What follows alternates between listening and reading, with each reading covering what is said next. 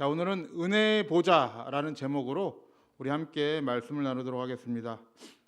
지금 새벽 예배 시간에 민수기 말씀을 나누고 있는데 이게 민수기 말씀하고 오늘 말씀하고 좀 연결이 됩니다. 왜냐하면 오늘 이 히브리서 3장과 4장은 안식에 대해 얘기를 하고 있는데 출애굽 1세대 백성들이 왜 안식을 누리지 못했는가? 그럼 2세대 백성들은 어떻게 안식하게 되었는가? 라는 말씀을 히브리서 3장과 4장에 하고 있어요. 자, 여러분들은 이 안식이라고 하면 어떤 생각이 드십니까? 안식. 지금 여러분들 마음에 안식하고 계십니까? 예, 아멘 소리 예. 크진 않으신데 마음에 어떻게 평화와 안식이 가득합니까? 날마다? 이제 거짓말이에요. 예, 우리가 자꾸 흔들리잖아요, 사실은. 쉽지 않죠? 자,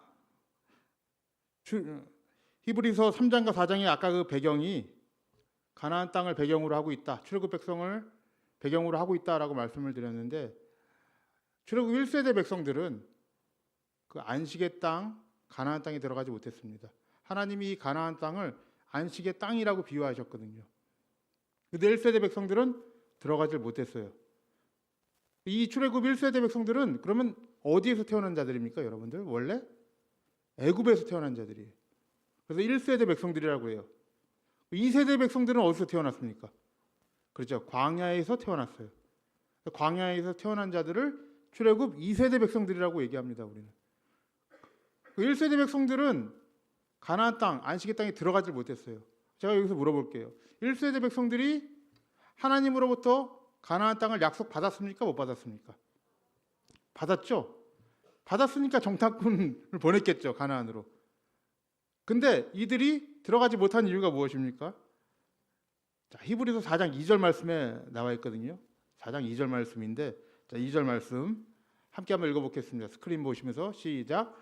저희와 같이 우리도 복음 전함을 받은 자이나 그러나 그 들은 바 말씀이 저에게 유익되지 못한 것은 듣는 자가 믿음을 화합지 아니함이라 라고 되어 있습니다. 그들도 복음을 받았어요. 가나안 땅에 들어갈 수 있다라는 하나님의 복음을 받았어요. 근데 복음은 누구나 들을 수 있어요. 문제는 무엇입니까? 듣는 자가 그 복음과 화합하지 않았다. 이 단어가 뭐냐면 여러분들 연합하다, 하나가 되는 거예요. 그 믿음을 온전히 신뢰하지 못했다. 이런 말로 해석할 수 있겠습니다. 결국 들어가지 못한 건 믿음의 여부라는 겁니다. 여러분. 오늘날도 여러분 마찬가지 아니겠습니까? 그리스도의 복음이 누구나 들을 수는 있죠. 문제는 뭐예요? 그 복음을 들을 때 우리가 믿음과 화합하느냐 못하느냐의 문제 아니겠습니까? 안식을 누리지 못하는 이유가 무엇입니까? 믿음과 하나님을 향한 그 믿음과 우리 신앙이 일치되지 않기 때문에 그렇습니다. 그래서 이들이 가나안 땅에 들어가지 못한 큰 결정적인 사건이 하나 있었죠. 아까 말씀드렸지만 가나안 정탐꾼 탐지 사건이에요. 그 사건을 통해서 이 불신으로 말미암아 출애굽 1세대는 들어가지 못했습니다. 자, 민수기 14장 34절 35절을 보면은 하나님께서 이렇게 말씀을 하시죠. 자, 함께 한번 읽어보겠습니다. 시작. 너희가 그 땅을 탐지한 날수 40일의 하루를 1년으로 환산하여 그 40년간 너희가 너희의 죄악을 질지니 너희가 나의 삶 싫어버림을 알리라 하셨다 하라. 이렇게 되어 있습니다. 35절 시작. 나 여호와가 말하였거니와 모여 나를 거역하는 이 악한 온 회중에게 내가 단정코 이같이 행하리니 그들이 이 광야에서 소멸되어 거기서 죽으리라 라고 되어 있습니다. 하나님의 말씀이 이렇게 떨어졌어요. 약속을 받았지만 믿음과 화합하지 못한 결과가 무엇입니까? 광야에서 40년간 뺑뺑이 돌다가 거기서 죽을 것이다. 이렇게 되어 있습니다. 그러면 이 세대는 여러분 어떻다는 거예요? 어떻게 들어갔다는 거예요? 믿음과 화합했다는 얘기죠. 그래서 이들이 요단강을 건널 때부터 어떤 일이 있었습니까? 언약궤를 믿고 요단강에 갈라지며 여리고성으로 들어갔어요. 여리고성으로 들어가서도 어떻게 함락을 시켰어요? 믿음으로, 여러분들. 그래서 이들이 하나님을 믿고 그 말씀대로 행했기 때문에 여리고성이 무너진 것이지 무력으로 넘어진 것이 아니지 않습니까? 믿음과 화합했기 때문에 그 안식의 땅에 들어갔습니다. 근데 문제는 무엇이냐면 하나님께서 여호수아를 통해서 주시는 이 안식은 영원한 거예요? 일시적인 거예요? 영원한 거예요? 가나안 땅이 그게 영원한 것입니까? 영원한 것은 아니에요. 그 여호수아 세대에 제한적으로 주신 거예요. 그거는 제한적인 거예요. 영원한 안식을 거기서 누리는 건 아니에요. 자, 본문 말씀인데 오늘 본문 말씀이 아니죠. 8절 말씀인데 히브리서 4장의 8절 말씀, 9절 말씀인데 여러분 성경을 가지고 계시면은 한번 보세요. 거기 오늘 제가 찾아오진 않았거든요. 그 위에 보시면 이렇게 말씀하고 있어요. 만일 여호수아가 저희에게 안식을 주었다면 그 후에 다른 날을 말씀하지 아니하셨으리라. 그런즉 안식할 때가 하나님의 백성에게 아직 남아 있도다라고 돼 있어요, 여러분. 그러니까 여호수아가 저에게 진정한 영원한 안식을 주었다면 하나님께서 다른 날을 말씀하시지 않았겠죠. 거기서. 근데 다른 날을 말씀하셨어요. 그러면 왜 그렇게 하셨을까요? 그거는 안식에 대한 하나님께서 가르쳐 주시고자 하는 어떤 비유와 말씀이 거기에 숨겨져 있기 때문에 그렇습니다. 그래서 우리에게 이제 안식을 주시기로 하는데 여러분 이 안식이라는 개념이 성경에서는 우리가 생각하는 휴식의 개념하고는 좀 다릅니다. 우리는 안식하면은 쉬는 거 이렇게 생각하잖아요. 보통 쉬고 마음 평안하게 이렇게 평안한 상태, 그런 상태를 우리는 안식이다라고 생각을 하는데 성경에서 안식은 여러분 그렇게 얘기를 하진 않아요. 성경에서 여러분 안식에 대해서 얘기할 때 언제 처음 얘기했는지 아십니까? 창세기 2장에서 안식일에 대해서 얘기를 하고 있어요. 하나님이 언제 안식하셨어요, 여러분들? 며칠 날 안식하셨어요? 예, 더 쉽게 물어보면 대답을 하시죠. 예, 7일째 안식하셨어요. 그죠? 근데 창세기 2장 1절을 보시면은 제일 먼저 무슨 말씀이 있냐면 천지와 만물이 다 이루었다라고 돼 있어요. 천지와 만물이 다 이루었기 때문에 하나님이 더 이상 거기에 일할 것이 없는 그 상태. 그걸 안식이라고 얘기하는 거예요, 여러분. 그러니까 안식은 무엇이냐면 완성의 개념입니다. 하나님이 천지와 만물을 다 완성했을 때 아담이 어떻게 됐습니까? 안식했어요, 여러분들. 아담이 태어나서 무엇인가를 했습니까? 아니요, 그냥 안식을 누렸다고요. 에덴에서. 누구의 공로로 말미암아? 하나님의 공로로 말미암아 안식을 누린 거예요. 그래서 성경에서 말씀하고 있는 안식이라는 개념은 여러분 완성의 개념입니다. 그래서 천지와 만물이 다 이루었다라고 얘기를 해요. 근데 이 말씀이 다 이루었다는 말씀이 신약에서도 한번 나오죠. 어디서 나와요, 여러분들? 그렇죠. 누군가는 대답하셨어요. 예수 그리스도의 십자가에서 말씀하세요. 다 이루었다 하고 돌아가신단 말이에요. 뭘 다 이루으셨다는 거예요, 여러분들? 우리에 대한 어떤 죄와 사망의 권세를 이기시고 모든 속죄의 사역을 다 이루신 거예요, 여러분들. 그러니까 여러분들 우리는 지금 미래에 대한 보장이 있는 거예요, 없는 거예요? 있어요, 여러분. 이 땅에서는 조금 어렵지만 우리의 결국은 다 보장되어 있는 거예요. 그럼 마음이 여러분 어떻게 해야 돼요? 안식하게 되어 있는 거란 말이에요. 그게 그리스도께서 우리에게 주시는 영원한 안식이에요. 세상의 안식은 좀 다르죠. 우리랑 다른 거예요. 근데 문제는 무엇입니까? 예수 그리스도께서 우리에게 안식을 주셨다는 건 알아요.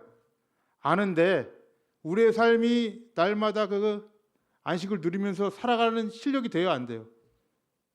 예, 너무 빨리 안 된다고 말씀하셔가지고 아주 솔직하셔요. 예. 우리의 실력이 안 돼. 실력이 안 되기 때문에 이 땅 가운데 누구를 보내시는 거예요? 예수 그리스도를 보내시는 거예요. 그래서 오늘 본문 말씀 16절을 보면은 이렇게 말씀하고 있어요. 16절 말씀 본문입니다. 자, 스크린은 보시고 같이 한번 읽어보겠습니다. 시작. 그러므로 우리가 긍휼하심을 받고 때를 따라 돕는 은혜를 얻기 위하여 은혜의 보좌 앞에 담대히 나아갈 것이니라라고 말씀하고 있어요. 우리가 긍휼하심을 받고 때를 따라 돕는 은혜를 얻기 위하여 어디로 나아가야 돼요? 날마다 은혜의 보좌로 나아가야 돼요. 은혜의 보좌로 나아갑시다. 은혜의 보좌가 어디 있습니까? 예. 어디 있습니까? 이건 이제 이것에 대해서 이제 제가 말씀드리려고 그래요. 그러면 은혜의 보좌가 어디 있는지를 알아야 나갈 거 아니에요. 예. 이게 은혜의 보좌가 어디 있습니까? 그러면 또 각 사람마다 그 보좌가 다 달라요. 은혜의 보좌가 이렇게 물어보면. 근데 성경에서 말씀하고 있는 은혜의 보좌가 있습니다. 일관되게. 자, 히브리 사람들은 이 관용적으로 은혜의 보좌에 대해서 어디에 있다라고 표현을 써요. 그것이 어디냐면은 지성소 안에 있는 언약궤입니다, 여러분. 지성소 안에 있는 언약궤에 보면은 위에 보면 속죄소가 있고, 언약궤 아시죠? 언약궤는 그냥 여기 뒤에 그룹에 날개가 있고 거기에 궤가 있어요. 궤가 있는데 히브리 사람들이 어떻게 그걸 생각을 하냐면 거기에 하나님이 앉아 있다고 생각을 하는 거예요. 이 언약궤에. 그리고 아래에는 그 앉아 있는 그 바닥에는 하나님의 발이 닿아 있겠죠. 그죠? 궤 아래 앉아 계시니까. 그래서 여기를 뭐라고 얘기하냐면 발등상이라고 이렇게 얘기를 합니다. 히브리 사람들이 얘기해요. 많이 들어봤죠? 발등상. 그래서 그들이 경배할 때 어떻게 얘기하냐면 내가 하나님의 발등상 앞에서 경배합니다 이렇게 얘기를 한단 말이에요. 이게 어디서 경배하냐면 하나님의 언약궤 앞에서 경배합니다 이런 뜻이에요, 여러분들. 자, 그 말씀을 좀 찾아왔으니까 이렇게 말로만 하면 이해가 잘 안 돼서 말씀을 좀 보셔야 되는데, 역대상 28장 2절 말씀 한번 볼게요. 역대상 28장 2절 함께 한번 읽어보겠습니다. 시작. 이에 다윗 왕이 일어나서 가로되 나의 형제들 나의 백성들아 내 말을 들으라. 나는 여호와의 언약궤 곧 우리 하나님의 발등상을 봉헌할 전 건축할 마음이 있어서 건축할 재료를 준비하였으나 여기까지만 그냥 읽을게요. 자, 다윗이 얘기할 때 뭐라 그래요? 하나님의 언약궤 좀 띄워주세요. 언약궤 곧 우리 하나님의 무엇을? 발등상을 봉헌할. 그러니까 언약궤를 가리켜서 뭐라 그래요? 하나님의 발등상이라는 표현을 쓴단 말이에요. 왜? 그 언약궤에 하나님이 앉아 계신다라고 생각을 하기 때문에. 그래서 발등상 앞에서 경배한다 이런 표현을 쓰는 거예요. 히브리인들이. 하나만 더 볼게요. 시편 132편도 볼게요. 자, 132편 7절 말씀 보겠습니다. 함께 읽어보겠습니다. 시작. 우리가 그의 성막에 들어가서 그 발등상 앞에서 경배하리로다. 성막 안에 들어가면 뭐가 있어요? 지성소가 있잖아요. 거기에 뭐가 있어요? 법궤가 있지 않습니까? 그걸 뭐라고 표현하고 있어요? 발등상 앞에서 경배하리로다 이렇게 표현하고 있는 거예요. 자, 8절 말씀 함께 한번 읽어보겠습니다. 시작. 여호와여 일어나사 주의 권능의 궤와 함께 평안한 곳으로 들어가소서라고 되어 있죠. 그러니까 성막으로 들어가서 발등상 앞에 경배하는데 8절에 뭐라고 되어 있어요? 주의 권능의 궤와 함께 평안한 곳으로 들어가소서라고 말씀하고 있는 거예요.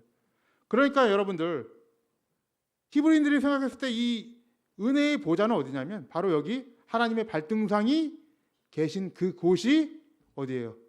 은혜의 보좌라고 얘기해요. 하나님이 거기에 앉아 계시니까 보좌라고 얘기를 해요. 히브리인들은. 그래서 은혜의 보좌 하면은 은혜의 보좌로 나아가자 하면 언약궤를 상징하고 있는 거예요. 지성소 안에. 근데 문제는 뭐예요, 여러분들? 지금 언약궤가 있어요, 없어요? 없죠. 언약궤를 뭐 찾아서라는 다큐멘터리도 있는데 사실 언약궤를 찾아서 본 사람은 아무도 없어요. 지금 본 사람이 없습니다.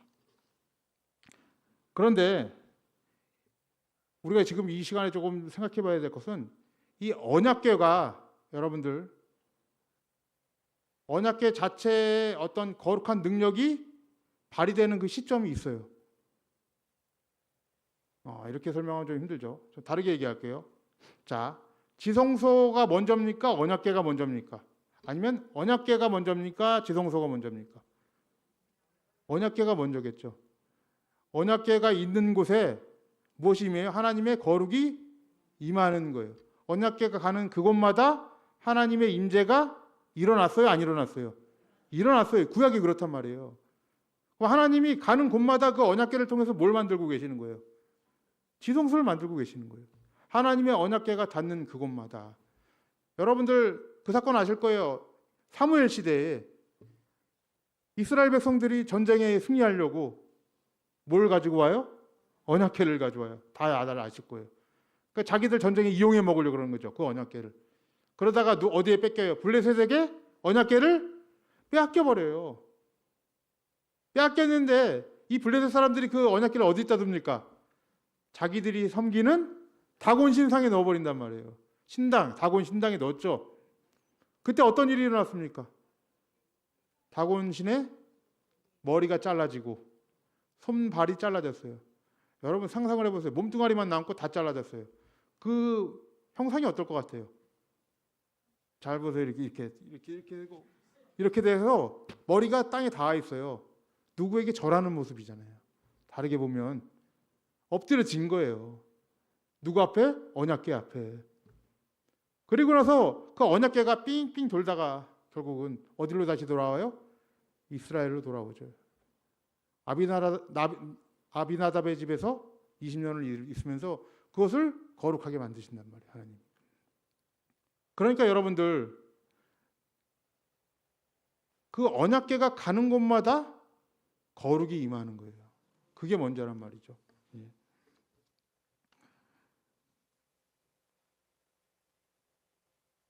그러나 여러분들 이스라엘 백성들이 이 제사를 하나님께 드리려면은 한 장소가 필요하지 않습니까? 그래서 그 장소를 하나님께서 만드시기 위하여 성막을 지으신 거죠. 성막과 지성소라는 한 장소를 택하셔서 거기에다가 하나님의 은혜를 쏟아붓는 거예요, 여러분들. 그게 구약의 제사였습니다. 그래서 그 지성소에는 아무나 들어갈 수 있었어요, 없었어요? 아무나 못 들어갔어요. 언제 들어갑니까? 1년에 한 번 들어가요. 1년에 한 번 7월 10일 대속죄일에 아무나도 들어갈 수 있어요? 없어요. 대제사장만 들어갈 수 있습니다. 근데 대제사장도 그냥 못 들어가요. 들어갈 때 뭘 하냐면 향을 피웁니다. 그래서 그 속죄소가 안 보이게 향을 잔뜩 피워서 그렇게 해서 들어가는 거예요. 하나님을 누구라도 볼 수 없어요. 평상시에는 여러분 그 지성소는 어떻게 되어 있습니까? 휘장으로 닫혀 있어요. 여러분. 닫아놔야 돼요. 아무라도 그 언약궤를 볼 수 없게. 그게 지성소입니다. 그 언약궤입니다. 그러니까 은혜의 보좌로 나아가는 길이 쉬워요, 어려워요, 여러분? 굉장히 어려운 거예요. 구약에서는. 네. 그런데 여러분 이러한 지성소의 속죄 제사는 한계가 있죠. 성경에서 얘기하죠. 왜 한계가 있습니까? 1년에 한 번 속죄 제사를 지성소 와서 대제사장이 드렸어요. 그럼 내년에 드려야 돼요, 안 드려야 돼요? 또 드려야 돼요. 그러니까 양심상 우리의 죄가 완전하지 않다는 것을 보여주는 거잖아요. 왜냐하면 내년에 또 드려야 되니까. 마음의 안식을 누릴 수가 없는 거예요. 자, 히브리서 9장 9절에서 10절 말씀 보면 이렇게 말씀하고 있어요. 자, 함께 한번 읽어보겠습니다. 시작. 이 장막은 현재까지의 비유니 이에 의지하여 드리는 예물과 제사가 섬기는 자로 그 양심상 온전케 할 수 없나니 이런 것은 먹고 마시는 것과 여러 가지 씻는 것과 함께 육체의 예법만 되어 개혁할 때까지만 맡겨둔 것이니라. 여기까지만 볼게요.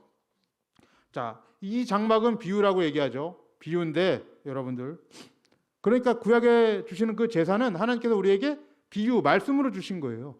그거는 무엇을 하나님의 속죄가 어떠한 것인가를 보여주시기 위한 말씀으로 주신 건데 이런 것은 언제까지만 있다 그래요? 개혁할 때까지만 있다 그래요, 여러분. 그럼 그 개혁할 때가 언제예요? 예수 그리스도께서 오신 그때가 개혁할 때죠. 자, 히브리서 9장 11절 말씀 그 다음부터 한번 볼게요. 시작. 그리스도께서 장래 좋은 일에 대제사장으로 오사 손으로 짓지 아니한 곧 이 창조에 속하지 아니한 더 크고 온전한 장막으로 말미암아 염소와 송아지의 피로 아니하고 오직 자기 피로 영원한 속죄를 이루사 단번에 어디에 들어가셨어요? 성소에 들어가셨어요, 여러분. 제가 지금 은혜의 보좌에 대해서 얘기하고 있어요. 이 맥락을 놓치시면 안 돼요. 은혜의 보좌가 어디 있다고요? 지성소 안에 있어요, 여러분들. 언약궤 안에 있단 말이에요. 근데 그건 뭐예요? 비유라고 얘기를 해요. 개혁할 때까지만 남겨둔 거란 말이에요. 그러면 온전한 것은 언제 왔습니까? 그리스도께서 오신 거예요. 그리스도께서 뭐라고 얘기해요? 다시 한번 12절 말씀 드리세요. 12절 말씀. 염소와 송아지의 피로 아니하고 오직 자기 피로 영원한 속죄를 이루사 어디로 들어가셨어요? 지성소예요. 성소 안에. 이게 지성소란 단어예요. 지성소 안으로 들어가셨어요. 지성소 안에 언약궤가 빠졌어요. 뭐가 들어가 있어요? 예수 그리스도께서 들어가신 거예요. 그 안에. 지성소 안에 그리스도께서 들어가셔서 완성을 하신 거예요, 여러분들. 그래서 여러분들 이 언약궤도 결국은 누굴 예표하고 있는 거예요? 예수 그리스도를 얘기하는 거예요. 은혜의 보좌는 그럼 어디입니까? 예수 그리스도예요, 여러분들. 그 지성소에는 지금 예수 그리스도가 계시다니까요. 네. 그럼 그 지성소는 어디에 있습니까, 여러분들? 어디 있어요, 여러분? 네, 거기에 대해서 또 얘기를 해드릴게요. 네. 자, 히브리서 10장 19절에서 22절 말씀 한번 읽어보겠습니다. 자, 시작. 그러므로 형제들아 우리가 예수의 피를 힘입어 성소에 들어갈 담력을 얻었나니 그 길은 우리를 위하여 휘장 가운데로 열어놓으신 새롭고 산 길이요 휘장은 곧 저의 육체니라. 여기까지만 읽을게요. 자, 우리가 예수의 피를 힘입어 성소에 들어갈 담력을 얻었다고 얘기를 해요. 근데 그 길은 어디예요? 휘장 가운데로 열어놓으신 새롭고 산 길이에요. 20절 말씀 띄워주세요. 자, 휘장 가운데로 열어놓으신 새롭고 산 길인데 휘장은 뭐라고 얘기를 해요? 예수 그리스도의 육체라고 얘기를 해요. 이 말은 여러분 다른 말로 하면 이거예요. 그리스도를 통과하지 않고서는 지성소 안으로 들어갈 수 있다 없다? 없다를 말씀하고 있는 거예요. 예수 그리스도를 통하지 않고는 그 누구도 은혜의 보좌 앞으로 나아갈 수 없다를 얘기를 하고 있어요. 여러분들. 그게 새롭고 산 길이에요. 근데 그 휘장이 어디서 찢어졌습니까? 십자가 안에서 찢어졌어요. 그래서 예수님께서 십자가에 대해서 달리실 때 휘장이 찢어지죠. 여러분. 뭐가 열렸다는 거예요? 지성소가 열렸다는 거예요. 그 안에 그리스도께서 들어가신 거예요. 언약궤로. 우리의 은혜의 보좌로 들어가신 거예요. 자, 21절. 이 성막은 눈에 보이는 장막이 아니죠. 더 크고 온전한 장막이죠. 자, 창조에 속한 것이 아니라고 얘기했으니까. 21절, 22절 말씀 한번 볼게요. 시작. 또 하나님의 집 다스리는 큰 제사장이 계심에 22절. 우리가 마음의 뿌림을 받아 양심의 악을 깨닫고 몸을 맑은 물로 씻었으니 참 마음과 온전한 믿음으로 하나님께 나아가자라고 돼 있어요, 여러분. 어디 있어요, 여러분? 지성소가. 참 마음과 온전한 믿음으로 나아가자. 우리 안에 계셔요, 여러분들. 내 안에 계셔요, 여러분들. 그리스도께서. 은혜의 보좌가 어디 있습니까? 우리 안으로 들어왔어요, 여러분들. 참 마음이라고 얘기해요. 참 마음과 온전한 믿음으로 나아가자. 이걸 직역을 하면, 헬라어로 직역하면 이렇게 얘기를 해요. 온전한 믿음 안에서 진리의 마음으로 나아가자라는 거예요. 이게 다른 얘기로 하면 이런 거예요, 여러분들. 우리의 양심과 우리의 어떤 생각으로 나아가지 말고 온전한 믿음은 어디서 나옵니까? 그리스도의 말씀으로 말미암는 거예요. 믿음은 들음에서 나고 들음은 그리스도의 말씀으로 말미암는 거예요. 그러니까 우리의 생각대로 예배드리면 안 돼요. 우리의 예배는 오직 이 말씀에 의거해서 참 진리를 나누는 거예요. 저도 내 생각대로 설교하지 않습니다. 왜? 성경에 나와 있는 진리를 여러분들에게 말씀드려야 되거든요. 생각대로 설교하지 않아요. 그리고 생각대로 예배드리지 않아요. 은혜의 보좌는 그렇게 나아가는 것이에요. 참 마음과 온전한 믿음으로 나아가는 거예요. 진리로 나아가는 거예요, 여러분들. 여러분들, 이 로마 시대의 평안과 안식은 그때 어떻게 불렀냐면 로마를 이렇게 불렀어요. 팍스 로마나. 여러분 인터넷 들어가서 팍스 로마나라고 치면은 그냥 연관 검색어로 딱 떠요. 왜냐하면 그 당시에 이 로마가 평화를 줬다, 평화 시대다라고 얘기하거든요. 나중에는 팍스 아메리카라는 단어도 쓰는데 이 팍스라는 단어가 라틴어로 평화라는 뜻입니다. 히브리어로 평화가 뭐예요, 여러분들? 샬롬이에요, 샬롬. 근데 그들이 말했던 평화가 있어요. 로마 사람들이 평화를 많이 외쳤거든요. 이들이 말했던 평화는 뭐냐면 전쟁이 없어야 돼요. 그리고 경제적으로 풍요로워야 됩니다. 여러분, 오늘날은 어떻습니까? 사람들이 어떨 때 안식이 있다고 얘기를 해요? 전쟁이 없고 관계가 원만하고 물질은 어때야 돼요? 풍족하고 다 채워줘야 돼. 그래야 뭐가 와요? 평화가 온다라고 얘기를 하죠. 근데 성경은 그렇게 평화를 얘기를 하지 않아요. 주 예수 그리스도로 말미암아 은혜와 평강이 너희에게 있을지어다라고 얘기를 해요. 왜 그렇게 얘기할까요?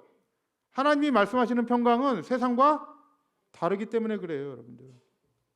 그리스도 안에 있는 평강이기 때문에 그래요. 자, 로마서 1장 14절 말씀 보면은 이렇게 얘기를 합니다. 자, 로마서 1장 14절 함께 한번 띄워주시겠어요? 로마서가 아니라 요한복음이에요. 요한복음 1장 14절 말씀. 자, 함께 한번 읽어보겠습니다. 시작. 말씀이 육신이 되어 우리 가운데 거하심에 우리가 그 영광을 보니 아버지의 독생자의 영광이요 은혜와 진리가 충만하더라 라고 말씀하고 있어요. 이 말씀이라는 것은 여러분들 그 당시 배경에 있는 말씀인데 그냥 하나님, 로고스 하나님이라고 좀 생각하세요. 근데 이 말씀이 어떻게 됐대요? 육신으로 오셨대요. 육신으로 오셔서 어디에 있대요? 우리 가운데 거하셨다라고 얘기해요. 이 거하셨다라는 단어가 무엇이냐면 성막을 치셨다 이런 단어입니다. 과거형으로 쓰여져 있어요. 우리 안에 성막을 치심에 뭐라고 돼요? 은혜와 진리가 충만하더라고요. 우리 안에 성막을 치셨기 때문에 우리가 은혜와 진리가 충만한 거예요. 그럼 우리에게 은혜와 평강이 충만하게 주어져 있다는 거예요. 왜 그렇습니까? 죄와 모든 사망 권세를 이기시고 영원한 무엇을 주셨기 때문에 안식을 우리에게 주셨기 때문에 그래요. 안식이라는 개념은 여러분 뭐라 그랬어요? 완성이라는 개념이에요, 여러분들. 내가 무엇을 할 수 있다, 해야 한다라는 것에서 벗어나서 우리는 하나님이 완성하신 그 하나님의 공로를 찬양하고 선전하고 자랑하기 위해 여기 있는 거예요, 여러분들. 내 공로를 세우기 위해서 우리가 사역하는 것이 아니라 이미 하나님께서 완성하신 그 예수 그리스도의 공로를 찬양하고 남들에게 전하고 이 놀라운 복음을 함께 누리며 함께 안식하는 공동체가 뭐예요? 교회예요, 여러분들. 근데 우리 안에 안식이 점점 더 깨지고 있어요. 평화가 깨지고 있어요. 그게 여러분 누구 때문입니까? 하나님 때문입니까? 아니에요, 여러분들. 원인은 한 가지예요. 안식이 깨지는 원인은 죄입니다, 여러분들. 내 안에 탐욕이에요. 우리의 관계가 원수가 되고 우리가 화합되지 못하고 그런 이유가 무엇입니까? 내 안에 탐욕과 죄입니다, 여러분들. 그래서 그 탐욕과 죄 안에서는 여러분 안식을 누릴 수가 없어요. 그럼 어떻게 해야 돼요, 여러분들? 때를 따라 돕는 은혜를 얻기 위하여 어디로 나아가셔야 돼요? 은혜의 보좌를 구하셔야 됩니다. 날마다 그분은 우리 안에 계셔요. 그러니까 은혜의 보좌는 여러분 이 교회 안에서만 구하는 것이 아니라 어디도 은혜의 보좌가 있어요, 여러분들. 여러분이 가시는 직장에도 은혜의 보좌예요. 언약궤가 가는 그곳에 뭐가 있었습니까? 하나님의 임재와 거룩이 임했던 것처럼 여러분이 가는 그곳이 무엇이에요? 은혜의 보좌가 되는 거예요. 그것이 학교가 되든 그것이 직장이 되든 어디든 지하철 안이 되든 여러분이 가는 그곳이 은혜의 보좌인 거예요. 거기서 우리는 때를 따라 돕는 은혜로 하나님께 구할 수 있는 거예요, 여러분들. 이원론적으로 살지 마세요, 여러분들. 뭔가 내가 뭐 영적으로 신비한 것처럼 살지 마시고 진짜 신비하고 영원한 것은 무엇이냐면 그리스도 안에 있는 것입니다. 사랑하는 성도님들, 로마가 원하는 그런 평화를 원하지 마세요. 그거는 상황과 환경에 따라서 항상 변할 수 있는 거예요. 그 상황과 환경이 깨지면 평화도 사라지는 것 아닙니까? 하나님께서 그런 평화를 주시지 않았어요, 우리에게 주시는 영원한 평화, 오직 은혜의 보좌로 나아갈 수 있는 영원한 안식과 평화를 주셨습니다. 그래서 우리 안에 예수 그리스도를 선물로 주시는 것입니다. 우리의 미래는 이미 예수 그리스도 안에서 결정이 되었습니다. 사랑하는 성도님들, 오직 예수 그리스도 안에서 참된 평안과 안식을 누리시고 이 놀라운 복음의 비밀을 많은 사람들에게 선전하여서 또 우리 공동체가 날마다 그리스도 안에서 평안과 안식을 누리시기를 주님의 이름으로 간절히 축원합니다.